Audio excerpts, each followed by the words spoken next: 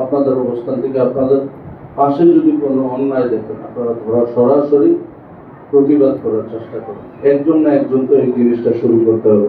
আপনাদের সবাই আমি অনুরোধ করবো ইউনো মহোদয়, ওসি মহোদয়ের নাম্বার আপনাদের কাছে, যদি চান এখনই নিতে পারবেন। যদি কোনো অন্যায় দেখেন সাথে সাথে আপনারা প্রতিবাদ করার চেষ্টা করবেন, কারণ কেউ না কেউ প্রতিবাদ করতে হবে। আপনাদের অবস্থান থেকে আপনারা যদি একটু সচেতন হন তাহলে আমাদের সমাজটা পরিবর্তন নিতে পারে। কারণ আমরা একটা জিনিস মনে করি, শাসন মানে বাইন্দারা ঘরে শাসন মনে করি, কিন্তু আমি এই জিনিসটা বলতে পারবো, ওই যারা উপস্থিত আছেন মারা, আপনাদের ছেলেরা বা সন্তানরা, মেয়েদের কথা বাদে দিলাম, ছেলেরা অনেক ক্রিকেটও খেলতে পারে। কারণ প্রাইভেটের পর প্রাইভেট, প্রাইভেটের পর প্রাইভেট, স্কুল সকাল থেকে শুরু হয় আপনার রাত্র 10টা পর্যন্ত। এই রানিং যেটা মনে করেন 25-26 বছরের একটা মানুষ যে প্রেশারটা নেয়, 15 বছর কি 12 বছর থেকে এই প্রেশারটা একটা সন্তান নেয়। কারণ এমনও দেখা যায় মাদ্রাসাতেও পড়তেছে ছাত্র, কোরআনে হাফেজ, আবার স্কুলেও পড়তেছে, এমন কিছু স্কুল কিন্তু বেরিয়েছে।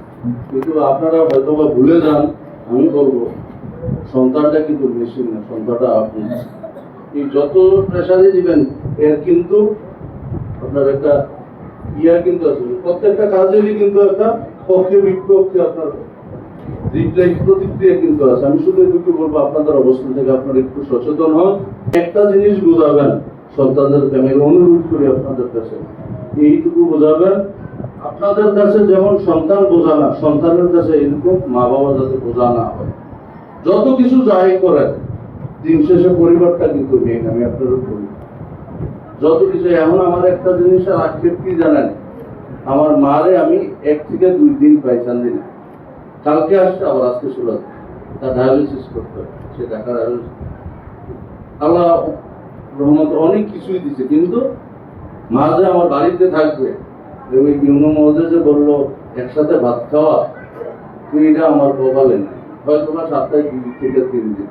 তা আমি শুধু এটুকুই বলবো, আপনাদের অবস্থান থেকে আপনারা সন্তানদেরকে শুধু এটুকুই বলবেন, তোমাদের অবস্থান থেকে তোমরা সুশিক্ষিত হও, আপনারা বোঝাইতে সক্ষম হন, যাতে সন্তানের কাছে মা বাবা কোনো যাতে বোঝা না হয়।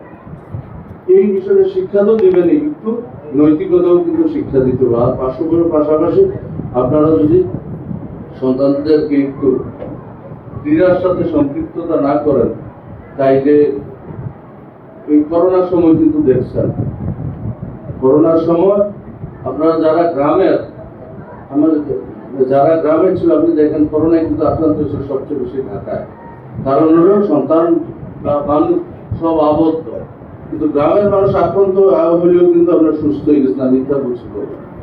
তো শারীরিক সচেতনও দরকার আছে। আমি শুধু এটুকুই বলবো, আপনাদের অবস্থান থেকে আপনারা একটু সব দিক বিচার বিশ্লেষণ করবেন। আর পরিশেষে আপনাদের কাছে আমার আরেকটা রিকোয়েস্ট,